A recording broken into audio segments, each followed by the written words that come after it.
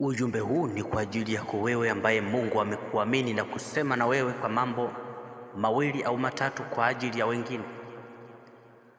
Jambo ambalo nataka nikwambie, unapopewa ujumbe wa Mungu kwa ajili ya mtu, kuwa makini usije ukatangaza kwa watu.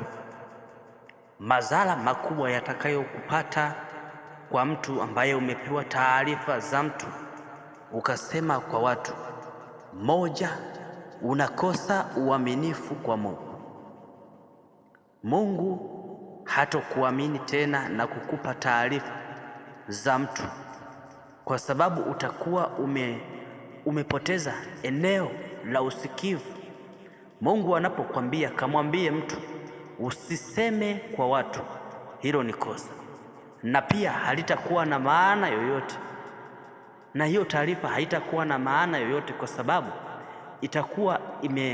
itakuwa imeenda mahali ambako si sahihi na itakosa nguvu.